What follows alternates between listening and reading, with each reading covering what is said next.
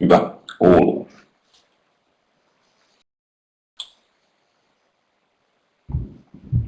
Selvä. Viime viikolla ei olisi kuulunut, vaikka olisi ollut mikki päälläkin, että jäi sitten viime viikko väliin, mutta jatketaan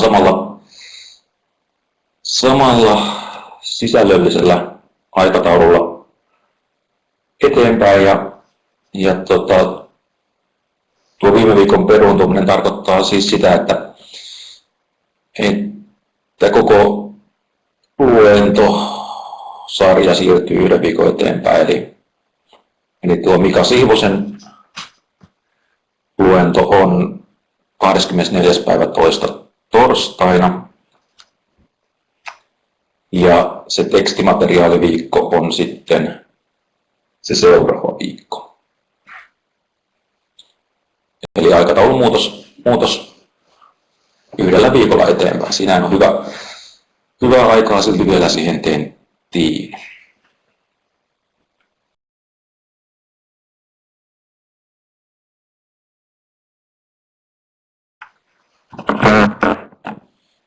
No niin, mun kello on tasan 5. Eli aloitetaan.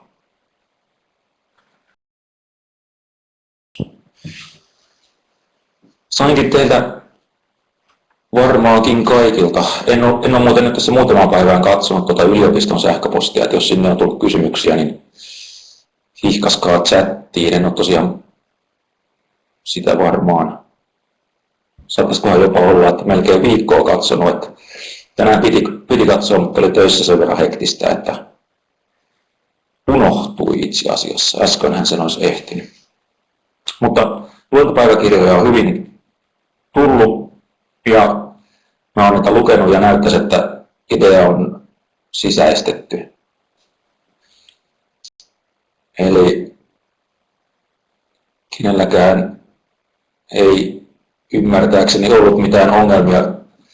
Jos ei aikaisemmin ollut luentopäiväkirjaa tehnyt, niin ei ollut ongelmia sen suhteen, että mitä siihen pitäisi kirjoittaa. Eli kyse on tietyllä tapaa tajunnan virrasta tai ajatuksista, mitä on herännyt, tai sitten vastaavasti on voinut vastata niihin kysymyksiin tai mietteisiin, pohtia niitä mietteitä, mitä luennon lopussa esitettiin.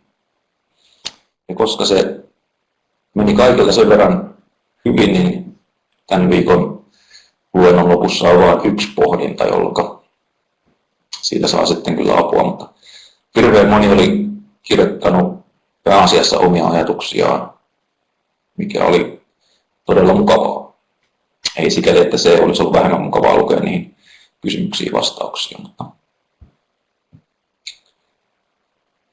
oli hyvä huomata, että ainakin jonkinlaisia ajatuksia oli herättänyt.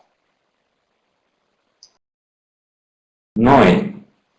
Tuossa on jonkin aikaa ollut kuva kirjastosta. Ja tällä kertaa mennään tosiaan kirjastoihin niin kuin viime viikolla, 2 viikkoa sitten oli puhe. Ja samalla sitten katetaan sitä aikakautta vähän tarkemmin, mitä jäi sieltä väliin tietyssä mielessä. Eli siellä hypättiin 1500-luvulle takaisin, kun oltiin päästy tähän kirjallisen kulttuurin syntyyn, niin nyt sitten pikkusen enemmän paneudutaan keskiaikaan, eli kaikki keskiaikakammoset voi sitten sulkea laitteet välittömästi. Ja laittakaa tuohon chattiin kysymyksiä, jos vaan tulee mieleen, ja samaten huomautuksia, jos ihan mihin tahansa liittyy, vaikkapa ihan tekniseen tasoon. Opetuksen tasosta ei tarvitse välttämättä kommentoida, jos ei halua. Mutta jos on ongelmia äänen tai kuvan kanssa, niin hihkaskaa. Edelleen mennään ITIN P1-kurssia. Tähän on jonkun ajattelijan ajatus lainattu. En yhtään muista enkä tiedä, että olisiko tämä vaikka mun oma ajatus, ja kun ei se välttämättä sitä ole.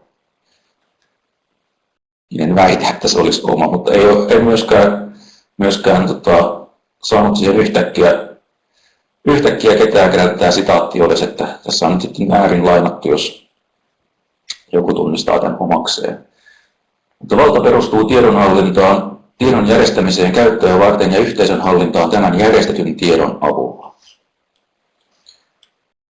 Yksi määritelmä vallalle ja vallan käytölle.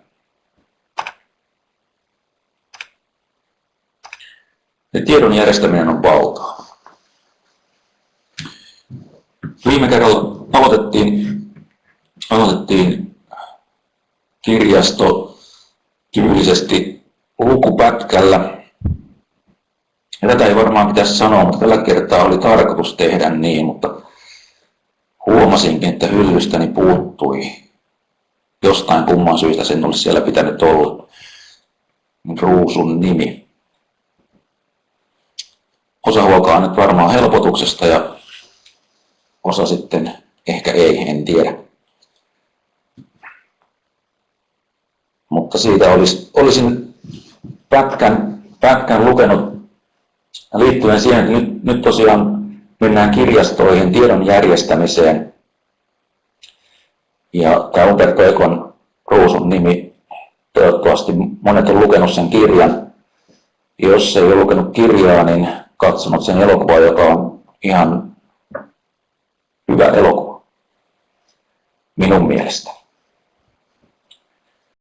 Kirjasta pidin kyllä enemmän, mutta eipä elokuvassakaan mitään vikaa ollut. Mutta koska sitä sitaattia ei nyt tähän väliin tule, niin puhutaan tuossa, kun asiaan päästään tarkemmin, niin enemmän siitä ulkomuistista, mutta tiedon järjestäminen on valtaa. Ja tiedonhallinnan kiinnostus kohdistuu kahteen tasoon.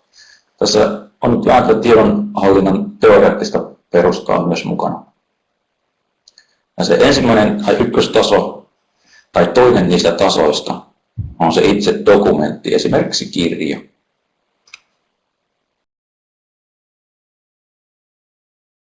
Ja kun sitä tietoa hallitaan siitä dokumentista lähtien, niin harjoitetaan luokitusta, sisällön kuvailua, mistä dokumentti kertoo, mihin laajempaan kokonaisuuteen se kuuluu. Ja sen luokituksen järjestäminen voidaan tehdä hyvin luetteloinnin avulla. Eli luetteloidaan, miten dokumentti identifioidaan, tunnistetaan tuhansien dokumenttien joukossa. Ja sitten on mietittävä, että mitkä olisivat sellaisia tekijöitä, jotka helpottaa sitä identifiointia.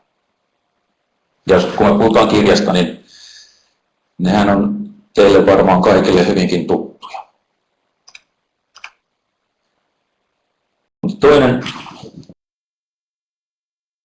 Toinen taso tässä tiedon järjestämisessä on se dokumentin sisäinen taso. Eli kun vilkaistaan tätä edellistä, niin tämä kohdistuu tietyllä tapaa ulkoisesti dokumentin ulkoisiin tekijöihin. Ja toinen taso dokumentin sisäisiin tekijöihin.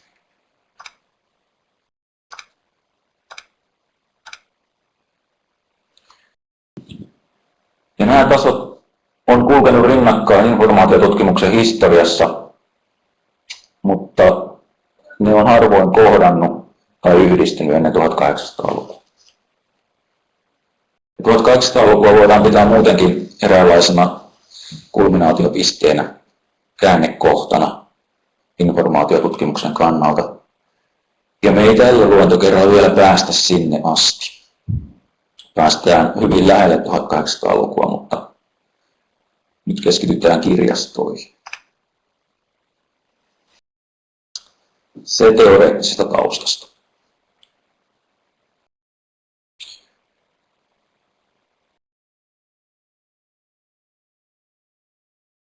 Aristoteles katsoi tiedon eri lajien ja tieteiden muodostavan kokonaisuuden. Aristotelesta voidaan pitää, niin kuin varmasti tiedätte, niin tietyllä tapaa tieteen isänä, filosofina. Niin kuin keskiajalla häntä nimitettiin filosofiksi. Keskiaikaisessa lähteessä, kun puhutaan filosofista, niin puhutaan Aristotelesta. Pyrki kuvaamaan teoksessaan yleissivistystä, eli tieteiden ja tietojen piiriä. Ensyklopedia.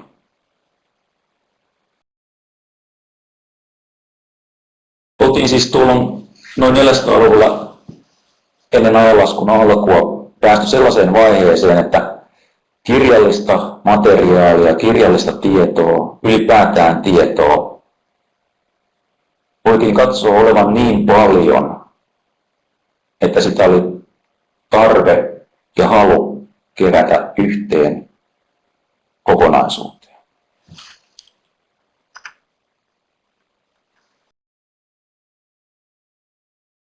Seneca, Aristoteles ja Platon.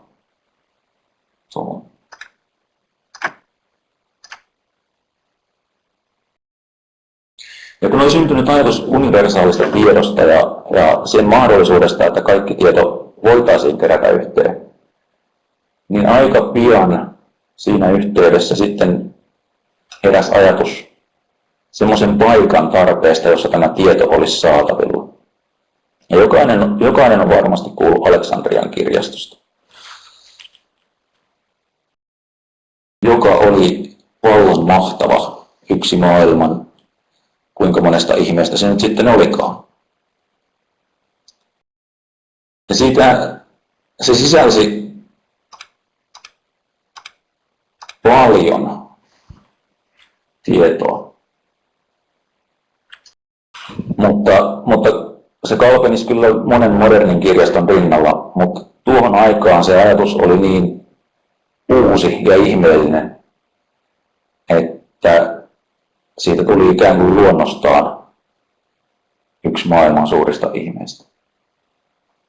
Ja tämä liittyy suoraan Aristoteleen ajatukseen tiedon yhteisyydestä. Ja silloin, nythän on, kun puhutaan erilaisista tiedon järjestämisen organisaatiosta tai systeemeistä, tämmöisistä instituutioista, joissa tietoa käsitellään, niin on arkistot, museot, kirjastot. Tämän tiedon järjestämisen alkutaipaleella ei tämmöistä jaottelua tehty, vaan tämä kirjasto oli ikään kuin yliopisto ja se oli ikään kuin museo. Ja tätä samaa ajatusta kuljetettiin pitkään rinnan ja nythän ollaan sitten täällä Suomessa, kun tehdään tätä kansallista digitaalista kirjastoa KDK:ta, niin jälleen tultu siihen ajatukseen, että nämä kaikki muistiorganisaatiot tulisi olla yhdessä, nyt vaan sitten digitaalisessa muodossa. Tässä on taiteilijan näkemys Aleksandrian kirjastosta hyvin paljon sen jälkeen, kun se lopullisesti oli tuhoutunut. Tämä on uskoakseni 1700-1800-luvulta oleva näkemys.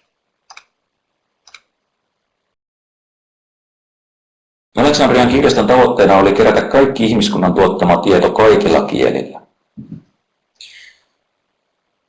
Tietoa oli kirjallisessa muodossa jo silloin valtavasti, mutta se määrä oli kuitenkin niin vähäinen, että nähtiin, että olisi mahdollista kerätä kaikki mahdollinen tieto, kaikilla kielillä tuotettu kaikki mahdollinen tieto yhteen paikkaan.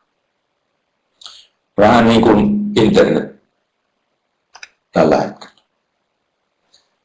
Ja Aleksandrian kirjasto toimi Ptolemaios kuninkaiden eli Kleopatrahan oli samaa porukkaa, niin heidän keskitetyllä keskitetyn tahdon ja rahoituksen avulla.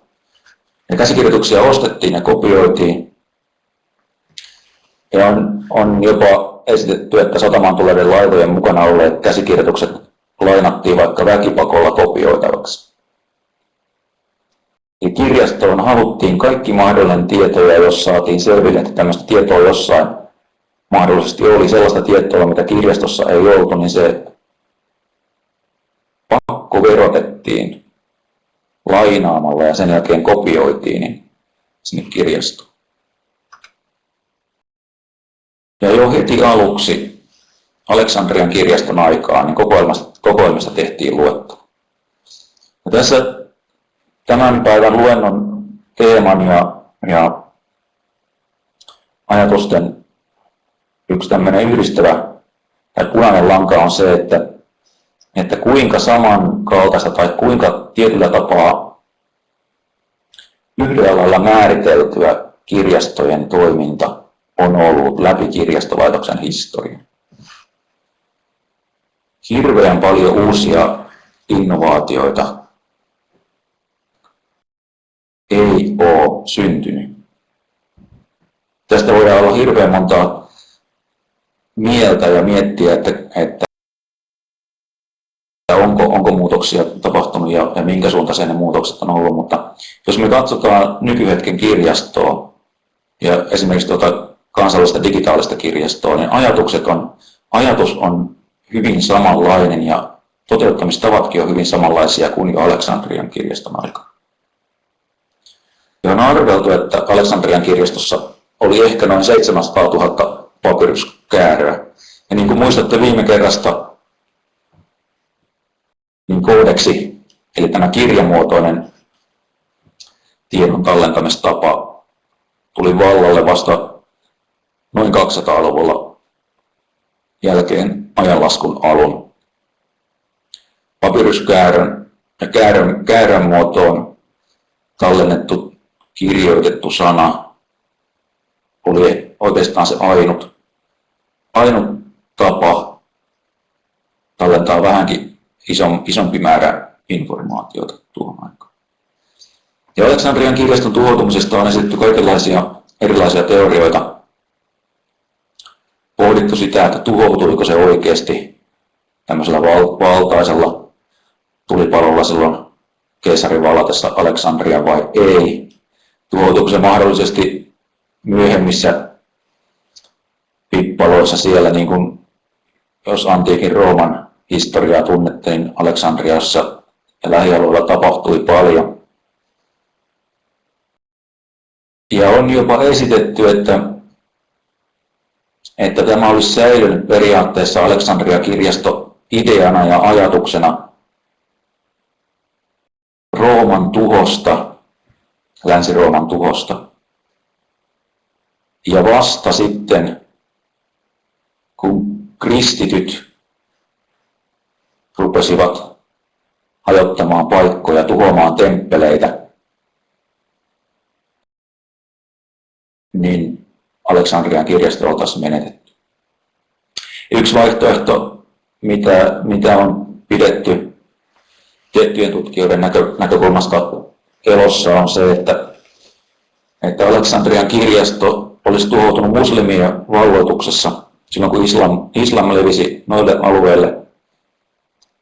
Ja se ei olisi oikeasti tuhoutunut se tieto, vaan ne olisi vaan otettu sieltä parempaan käyttöön, koska hirvittävän suuri määrä antiikin eri auktoreiden tekstejä säilyi islamin kulttuurin parissa ja ne sitten löydettiin myöhemmin, niin sanotusti löydettiin myöhemmin uudestaan. Ja Aleksandrian kirjasto ei ollut tietenkään ainut iso kirjasto tuohon aikaan. Se on jälkimaailman näkökulmasta ehkä merkittävin ja saattoi olla myös tuon ajan ihmisten näkökulmasta merkittävin, mutta kirjastoja oli ja syntyi jatkuvalla syötöllä. Ja Pergamonin kirjasto oli toinen hellenistisen maailman suurista kirjastoista. Turkin alueella Pergamon kaupungin lähellä, nykyisen Pergamon kaupungin lähellä. Ja se perustettiin 100-luvulla ennen ajanlaskun alkua, eli lunta taas täältä. Noin 100 vuotta Aleksandrian kirjaston jälkeen.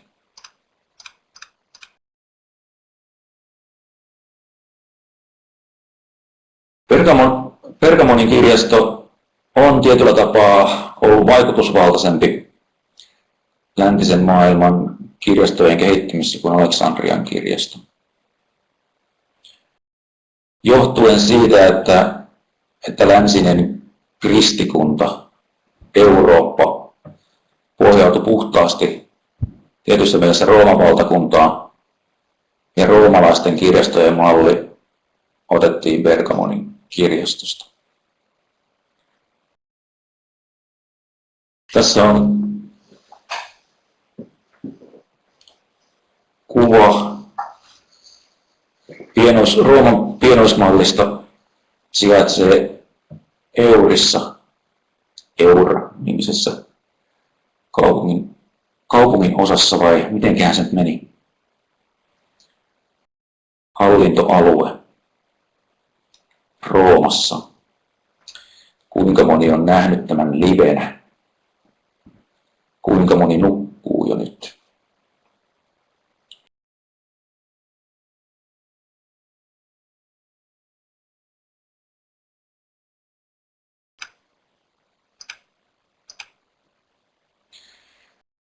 Ja kirjasto, hyvä joku on sentään nähnyt. Eurin museoon voi olla vaikea päästä sisälle, nimimerkillä kokemusta on, että aukioloajat ainakin joskus oli hyvin mielenkiintoisia. Vaihteli varsin luovasti.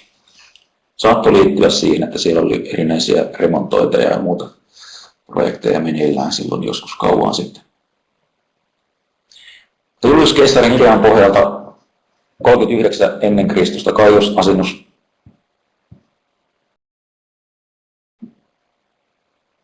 perusti ensimmäisen varsinaisen julkisen kirjaston Roomaan. Ensin sanoo, ilmeisesti on Pollio. Olette katsonut varmaan sitä Rooma-sarjaa, niin aika lähelle menee erää roolihahmon nimeä.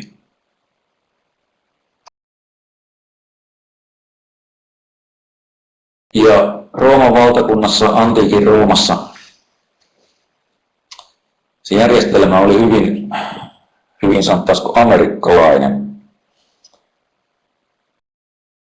jos ymmärretään tämä ajatus ikään kuin oikein. Eli yksityisellä rahoituksella yksityiset ihmiset tekivät niin sanotusti suuria tekoja. Ja Polliosta on sanottu, että hän teki ihmisen kyvystä julkista omaisuutta.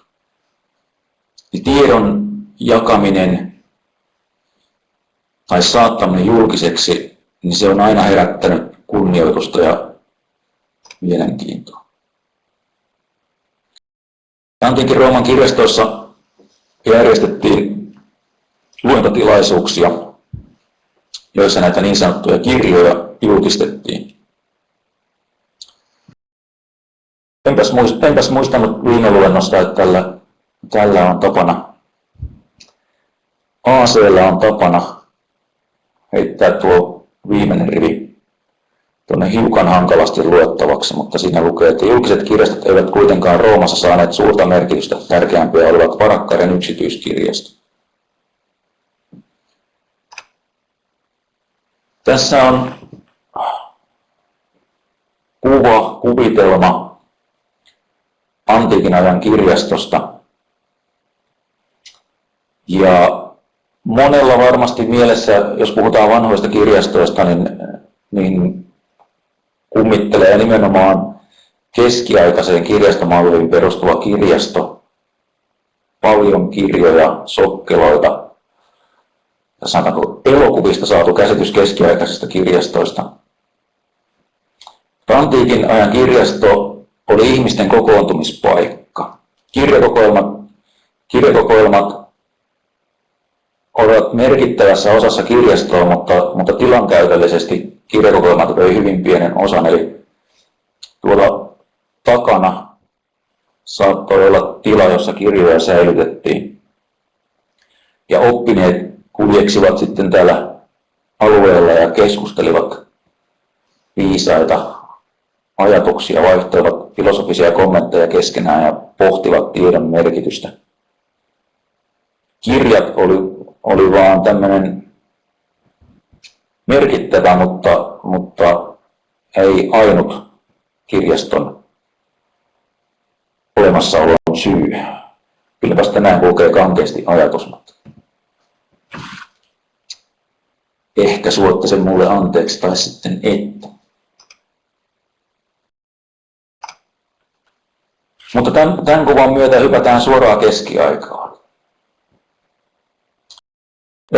Ehkäpä siksi, että monella ihmisellä, voi olla, että teillä ei ole sellaista ajatusta eikä käsitystä, mutta monella nykyajan ihmisellä on sellainen ajatus, että oli kunniakas, mahtava Rooman valtakunta.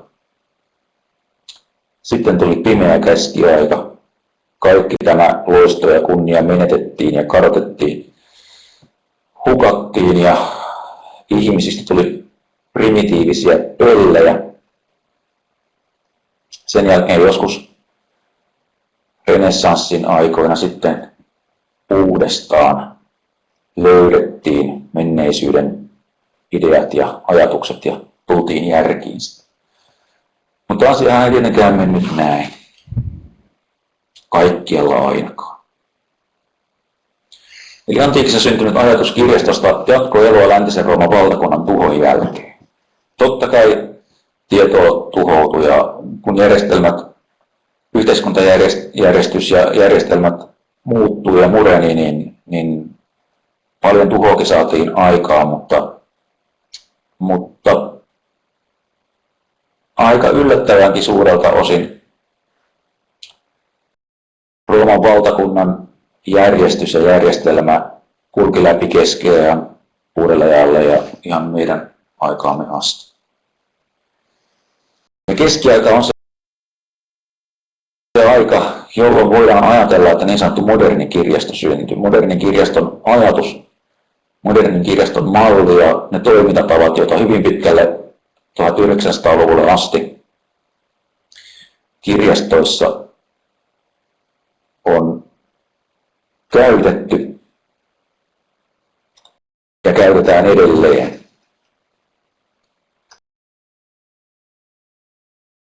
Kristinuskohan tuli Rooman valtakunnan uskonnoksi. Ja käytännössä kun näin tapahtui, niin Rooman valtakunnan valtarakenteissa olemassa oleva järjestys säilytettiin, mutta uskonto vaihtui. Jolloin periaatteessa kirjastot, jotka sijaitsi hyvin usein temppelien yhteydessä, niin ne siirtyi kirkolle.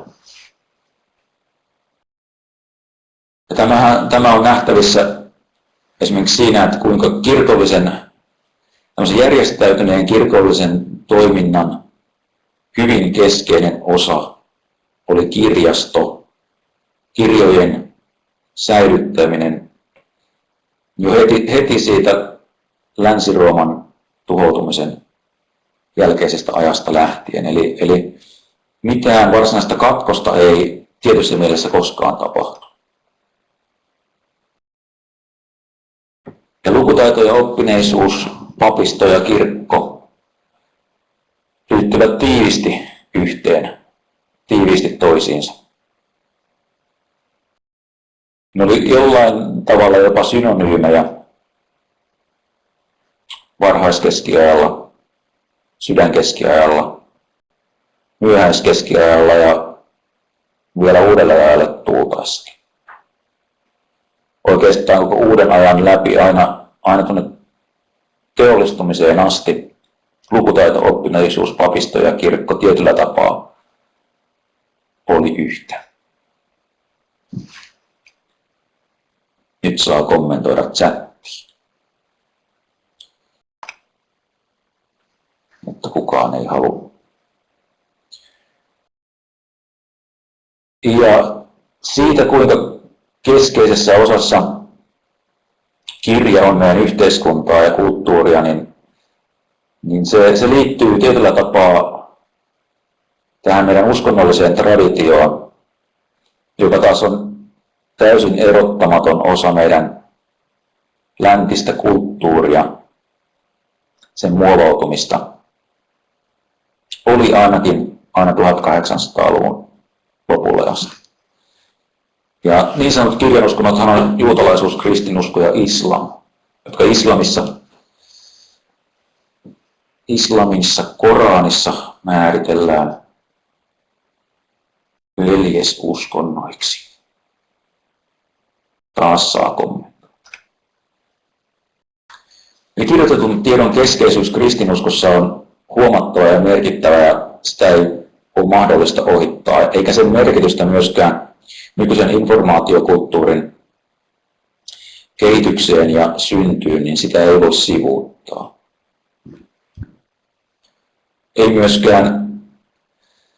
Ei myöskään sitä, kuinka merkittävässä osassa tämä kirjoitetun tiedon, niin kuin edellisluennolla puhuttiin tästä Atahualpasta, Inka-valtiosta ja sen alistumisesta eurooppalaisille vallottajille, niin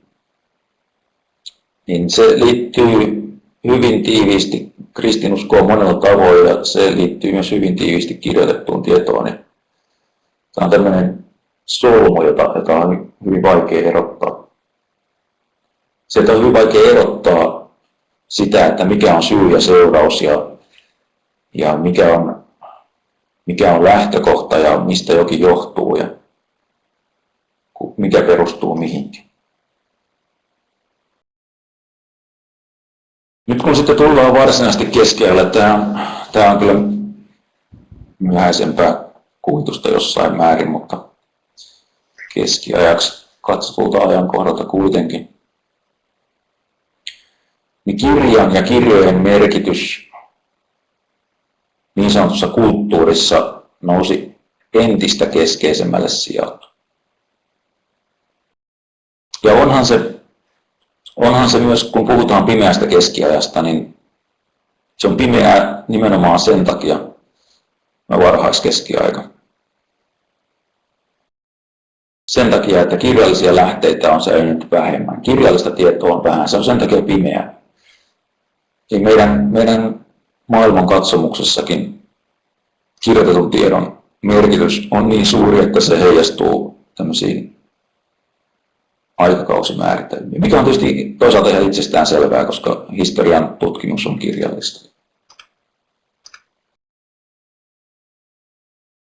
Mutta jotta me jossain vaiheessa päästäisiin niin keskiaikaisiin kirjastoihin, niin on jonkin verran syytä valottaa keskiaikaista maailmaa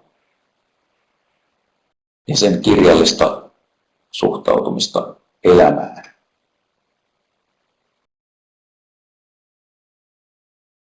Eli tämä niin sanottu skolastinen tiede, skolastinen maailmankatsomus ammensi ajatuksensa siitä, että kaikki mahdollinen tieto oli joskus tunnettu. Läpi kirjoitetun historian puhutaan aina kultaisesta menneisyydestä, kultaisesta aikakaudesta, tämmöisistä utooppisista ajanjaksoista, jolloin kaikki oli ihanaa ja mahtavaa. Niin keskiaikainen maailmankuva pohjasi siihen, että antiikin auktorit, suuret filosofit, olivat tienneet totuuden ja se oli kirjoitettu ylös. Eli kaikki tieto on löydettävissä kirjasta. Ja tämä tietysti jollain tavalla liittyy siihen, että kristityssä maailmankatsomuksessa, katolisessa maailmankatsomuksessa, joka ei silloin vielä ollut tietenkään katolista, mutta kristinuskoa kuitenkin, niin se totuus löytyy kirjasta. Ja tietynlaisen fundamentalistisen maailmankatsomuksen mukaan se löytyy nimenomaan yhdestä kirjasta, eli Raamatusta. Mutta keskiajalla Raamattu oli toki ensisijainen auktori ja pääasiallinen tiedonlähde, mutta se oli tietyllä tapaa samanarvoinen kaiken muun kirjoitetun kulttuurin kanssa.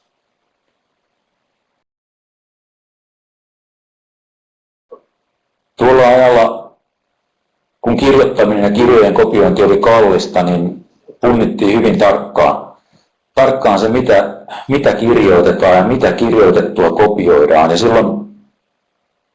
silloin tieto tietyllä tapaa jalostui. Mutta mitään aktiivista sensurointia ei harrastettu eikä edes koettu, että olisi tarvinnut harrastaa. Kaikki tieto säilytettiin, jos hieman yleistetään. Ja nyt jos palataan siihen Ruusun nimeen, Umberto Econ kirjaan, tai sitten kirjan pohjalta tehtyyn elokuvaan, niin siinähän keskeisenä ajatuksena on se, että on olemassa tietoa, jota ei haluta, että muut saisivat selville. Mutta sitä tietoa ei suinkaan tuhota.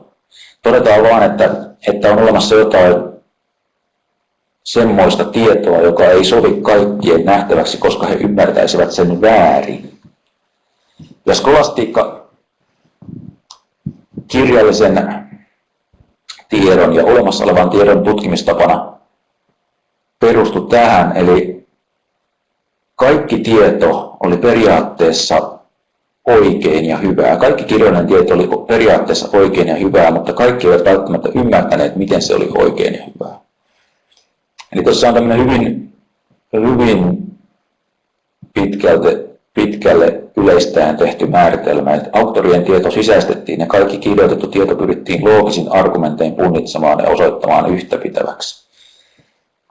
Tämä perustuu pitkälti Wikipedian määritelmään sen takia, koska siellä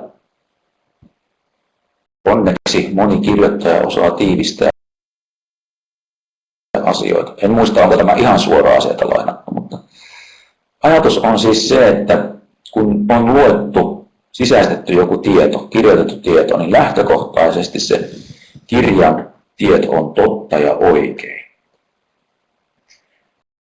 Mutta koska monissa kirjoissa ja monissa tietolähteissä puhutaan eri asioista ja jopa aivan niin päinvastaisista totuuksista, niin silloin vika on siinä lukijassa. Lukija ei ymmärrä välttämättä sen teoksen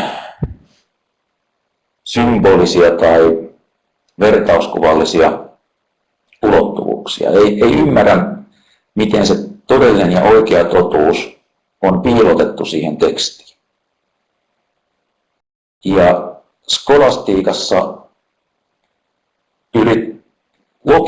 logiikka kehitettiin hyvin pitkälle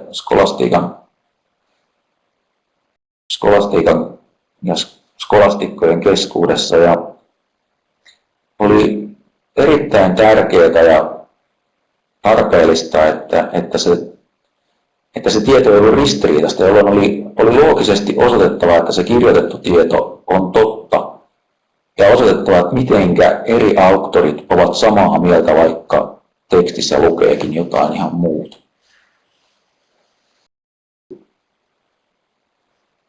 En tiedä, ymmärsittekö ja voi olla, että osa on perehtynyt asiaan hyvinkin syvällisesti, mutta ajatus on siis se, että keskeinen maailma oli hyvin pitkälle kirjoitetun tekstin, kirjoitetun tiedon ja informaation maailma.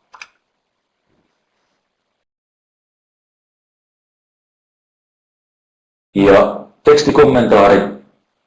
tekstikommentaarit juontaa juuri tähän skolastiseen ajattelutapaan, eli erilaiset raamattukommentaarit, erilaisten auktorien kommentaarit, niin oppineiden ihmisten tuli selittää toisille oppineille ihmisille, että miten nämä asiat ymmärretään, miten tämä tekstin, tämän ikään kuin maagisen sanan paperille kirjoitetun sanan ulottuvuudet voidaan ymmärtää oikein. Ja koska mitään uutta tietoa ei ollut löydettävissä kirjojen ulkopuolelta, niin kaikki tämmöinen tutkimustoiminta ja uuden tiedon etsiminen niin voitiin saada esiin skolastisin menetelmin tekstiä tutkimalla, olemassa olevaa tekstiä tutkimalla.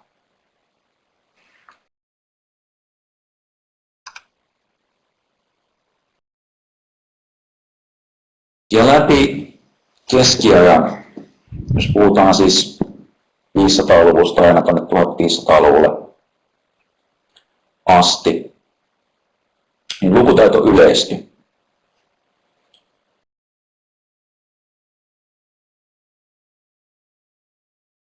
Kirkko ja aateli oli tietyllä tavalla eturintamassa. Ja 1200-luvulta eteenpäin tämän saarnakirjallisuus nousi merkittävään asemaan. Niin sanottujen köyhien veljen järjestöjen tiivis kanssakäyminen kaikkien kansanryhmien kanssa lisäsi tietoa kirjasta ja kirjatietoutta. Tällaiset legendat velhoista ja maakeista, niin ne hyvin pitkälti juontaa juurensa ajatus loitsukirjoista ja niistä luettavista maailmaan mullistavista loitsuista. Niin se liittyy hyvin suoraan tämmöiseen saarnamieheen, munkkiin, veljeskunnan jäseneen, mendikanttiin tai muuhun kirkon palvelijaan, joka kantoi sitä isoa maagista loitsukirjaa ja luki sieltä asioita, jotka loivat uutta. Kansan traditio ja uskomukset niin käänsi sen vähän toisenlaiseksi kuin mitä se oppineiden näkökulmasta olisi ehkä pitänyt olla. Ja hyvin varhaisessa vaiheessa kirjat levisi myös niin sanotun rahvaan keskuuteen.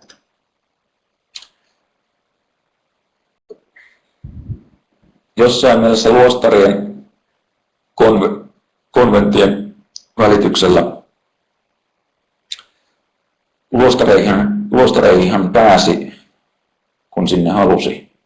Ei kaikkiin luostareihin eikä kaikki, mutta periaatteessa se oli reitti, jolloin kirjatiedon ja oppineisuuden pariin oli mahdollista päästä. Se on menokki on juusto ja madot. Jos vähänkään on kiinnostusta, niin kannattaa lukea Carlo Ginzburgin Juusto ja madot, jossa aikaperspektiivi on 1500-luvulla, mutta se kertoo hyvin pitkälti kulttuurista myös aiemmin keskiajalla. Miten kirjat saattoivat olla tämmöisen niin sanotun normaalin,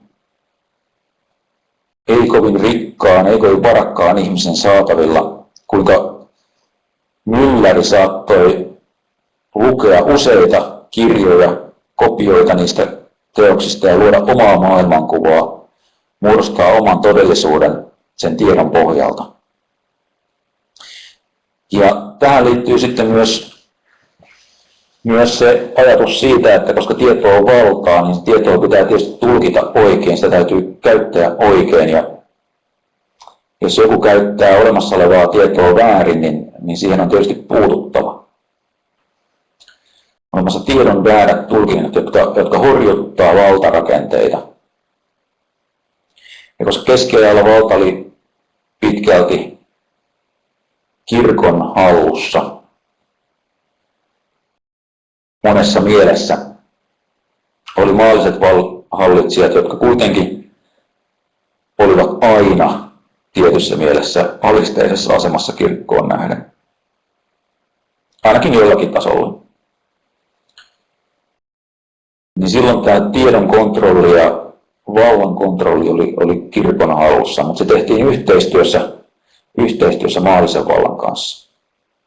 Pahamainiset inkvisitiot, jotka keskiajalla eivät suinkaan pääosin polttaneet ihmisiä roviolla ja tehneet mitä mielenkiintoisempia kokeita kuumilla raudoilla ja muilla semmoisilla härkäkkeillä.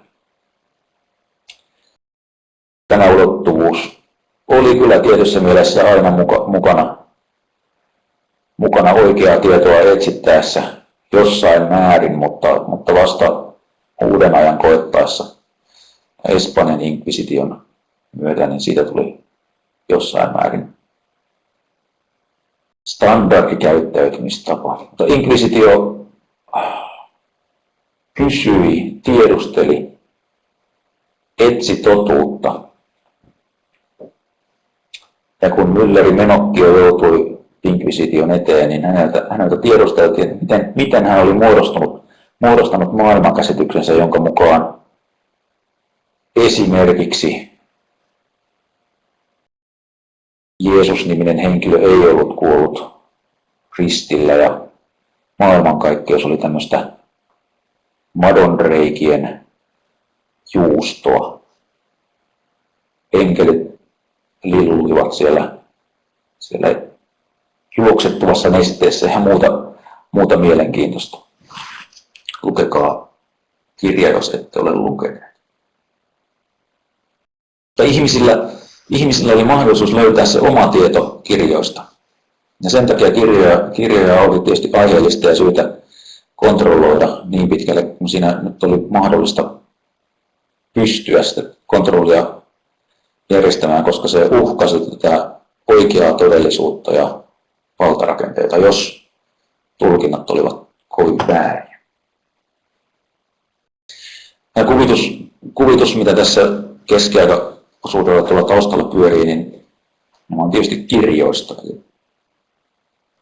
keskiaikaisesta käsikirjoituksesta, jossa osassa kuvituksella oli merkittävä rooli.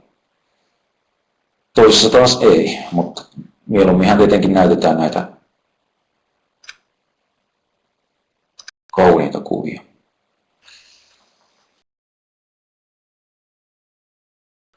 Kuten mainittua, niin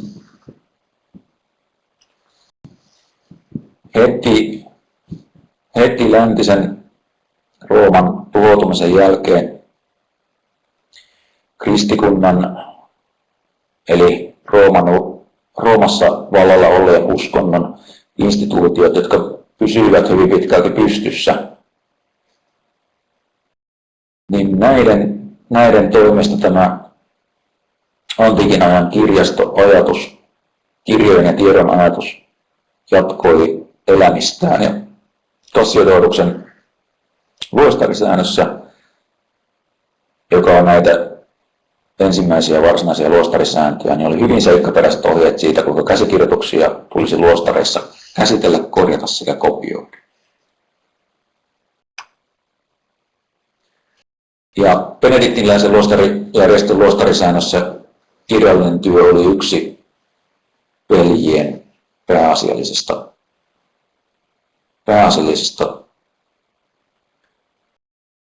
elämästä luostarissa ja myös sitten nunnien eli sisarten, jotka sitten erilaisiin luostareihin tulivat ja liittyivät. Ja benediktinläisellä luostarisäännöllä se periaatteessa oli kaikkien luostarisääntöjen perusta ja siinä kirjallisella työllä oli keskeinen asema. Jälleen saa kommentoida.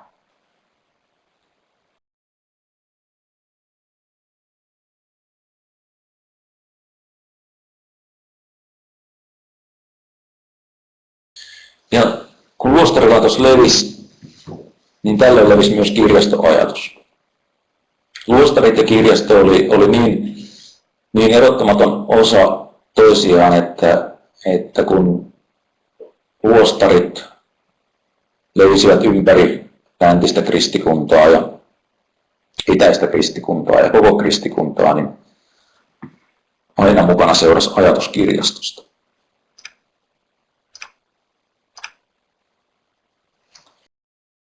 Ja kun puhutaan luostareista, niin toisaalta puhutaan sitten konventeista, veljeskunnista,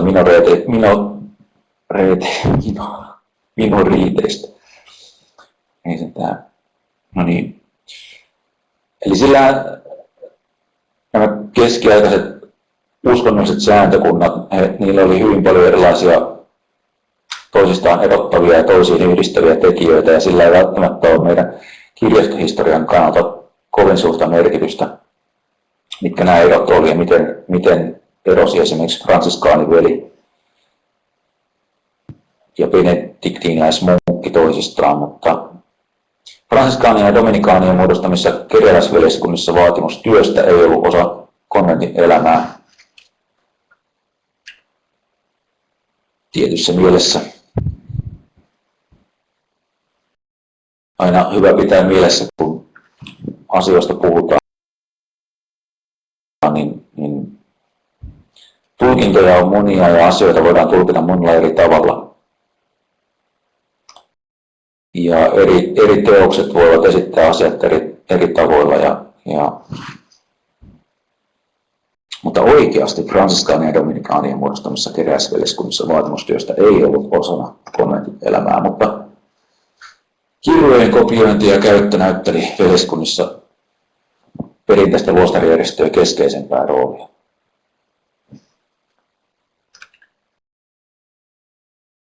Ja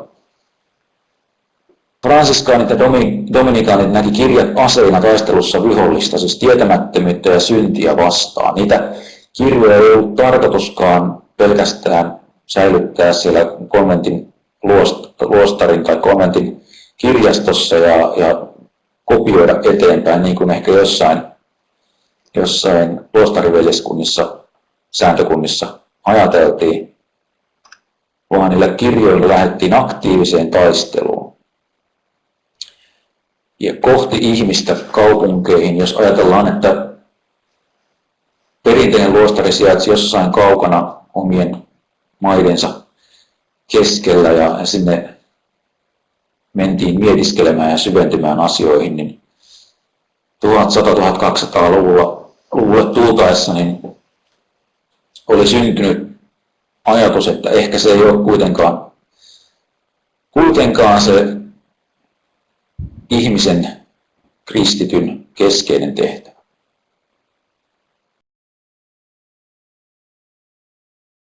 Ja fransiskaani- ja dominikaanikonventteja syntyi suuriin kaupunkeihin, joka tarkoitti, että niitä syntyi yliopistokaupunkeihin. Toisaalta yliopistoja syntyi niihin kaupunkeihin, joissa oli konventteja. Että yliopistojen opiskelijoista merkittävä osa oli kerjäläisveljeskuntien jäseniä. Ja huomattavimmat dominikaanien kirjastot sijaitsi nimenomaan yliopistokaupungeissa. Ja tässä on edelleen jälleen tämä kananmuna-ongelma. Eli kirjastot yleensä isoissa kaupungeissa, yliopistot ja veljeskunnat, kuka tuli ensin ja mikä johti mihinkin.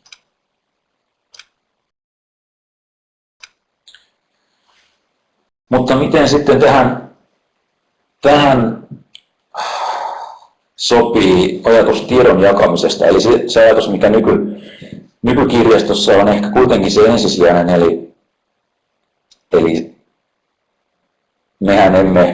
meidän ajatus kirjastosta ei ole se, että kirjaston tulisi tallentaa kaikki mahdollinen tieto. On olemassa vapaakappalekirjastoja ja kirjastoja, joilla on laajat kokoelmat, mutta kirjaston merkitys ja tarkoitus lienee kuitenkin, että sitä tietoa jaetaan ja tietoon pääsee käsiksi ilman rahallista panostusta, eli tieto on yhteistä. Tämä tiedon jakaminen on jossain määrin yhteydessä yliopistojen syntyyn, tai sitten yliopistojen synty on jossain määrin yhteydessä tiedon jakamiseen.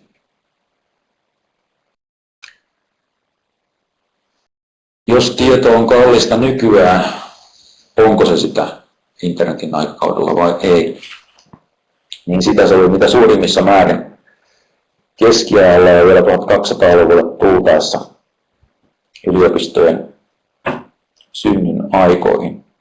Tai keskiaikaista yliopistojen muodostumisen aikoihin. Kuten edellisellä kerralla oli puhetta, niin kirjat ja kirjoitusvälineet oli hyvin kalliita. Kirjoissa sivut oli pergamenttia eli nahkaa, jota pystyttiin luokittelemaan moneen eri laatuluokkaan ja se, millä oli kaikista paras kirjoittaa, niin se oli tietysti kaikista kalleinta. Ja jos tarvittiin useampia eläimiä, useampia kymmeniä eläimiä tai jopa useampia satoja eläimiä ja niiden nahat koodeksin valmistamiseen, se voi ajatella, että se ei ollut mitään halpaa. Mutta näiden kerjäläisveljeskuntien ja muunkin yhteiskunnallisen keskustelun myötä jo silloin ajateltiin, että tietoa ei saa kontrolloida rahalla. Puhuttiin köyhyyden ihanteesta siitä, että onko oikein omistaa ylipäätään mitään. Silloin oltiin hyvin yksimielisiä yhteiskunnassa, että rikkaus on pahasta. Rikkaatkin olivat sitä mieltä, että rikkaus saattaa olla hyvin tuomittavaa, mutta he eivät nyt sitten tietenkään mitään sille mahda, että he nyt joutuvat tämän taakan kantamaan. Luostareiden kirjastot oli monella tapaa suljettuja kaikilta muilta paitsi luostarin jäseniltä aluksi. Yliopistojen myötä yliopistossa oli köyhiä opiskelijoita, niin tuli tarve sille, että kirjoja olisi saatava myös köyhien opiskelijoiden käyttöön. Ja vuonna 1212 Pariisissa näin tapahtui. Hyvin pienellä mittakaavalla, mutta tapahtui kuitenkin. No, pysytään kuitenkin hetki vielä tässä kirjastokäsitteessä ja kirjastoajatuksessa. Tarkastan muuten tuosta yhden asian, anteeksi, että teen sen tässä kesken kaiken, tai sitten en teekään, jos se onnistu. Eli noudatetaan samaa systeemiä kuin viime kerralla, ei se näköjään onnistu. Että pidetään 2 noin tunnin mittaista pätkää tai vähän alle tunnin mittaista pätkää ja siinä välissä 10 minuutin tauko. Ja minun kellon mukaan se 10 minuutin tauko on aivan kohta. Tässä on Cassiodorus kirjastonsa äärellä.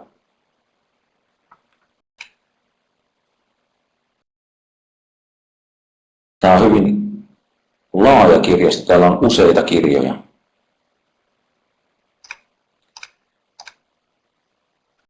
Ja siitä herääkin myös se kysymys, että mistä me puhutaan silloin, kun me puhutaan kirjastosta ennen modernia aikaa. Ei ollut mitään yhtenäistä standardeja siitä, että mikä on kirjasto. Ei ollut sellaista sovittua termistöä kirjastolle. Kirjasto oli kirjakokoelma, jossa oli enemmän kuin yksi kirja. Ja minkämoisesta kirjakokoelmasta voitaisiin käyttää sanaa kirjasto, niin se on hyvin vaikea määritellä. Ja tähän liittyy ehkä se, että jos materiaalia oli niin paljon, että täytyy ruveta miettimään sitä, että miten me jäsennämme tätä kokoelmaa, niin ehkä silloin voidaan puhua kirjastosta. Ja tässä kättä lyö jälleen keskiaikaiset muistisäännöt ja oraalisen kulttuurin tapa jäsentää tietoa.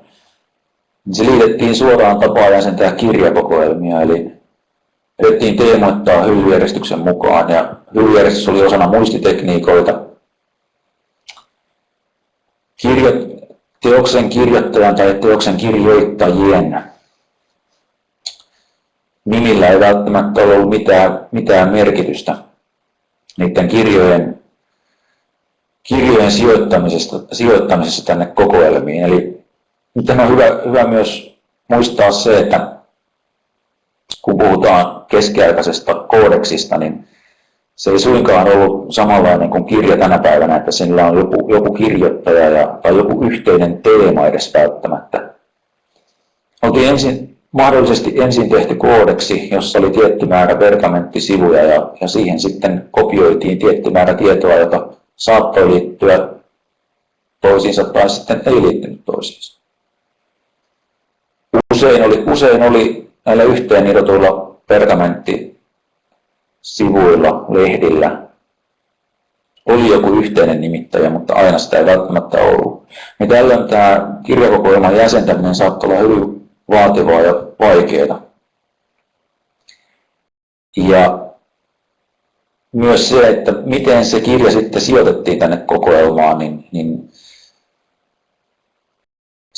siihen saattoi olla hyvin monta erilaista tapaa ja ajatusmallia, että miten se tulisi tehdä.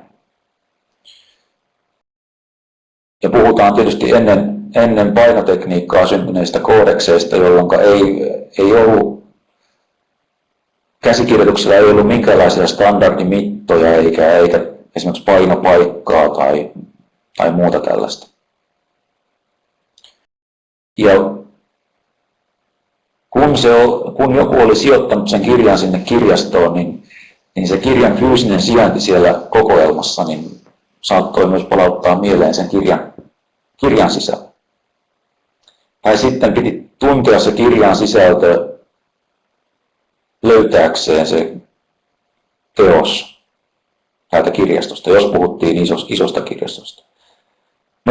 Normaalikokoisissa kirjakokoelmissa, normaalikokoisissa kirjastoissa keskiajalla, niin koodekseja saattoi olla ehkä jopa 500 kappaletta, jos puhutaan varhaisista sydänkeskiaikaisista isoista kirjastoista.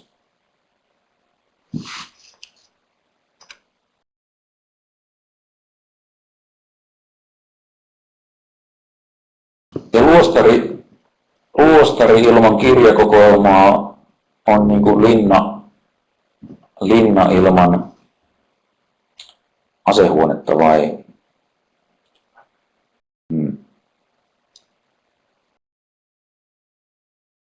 latinistit hihkaiskaa ja kääntäkää se suoraan, mutta niin siinä suurin piirtein sanotaan. Eli varhaisimmillaan kirjakokoelma oli luostarin kirkon sakaristoon tai kappeliin sijoitettu arkku tai kaapi. Siinä oli kirjasto. Ja vähitellen vuosikymmenien ja vuosisatojen kuluessa luostarin vaurastuessa, niin kirjasto kasvoi.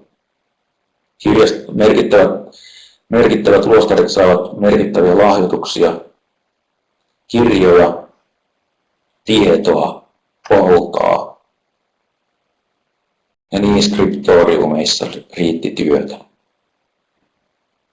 Pidetään tässä välissä 10 minuutin juoma- ja vessatauko. Palaamme 18.10 aiheen pariin.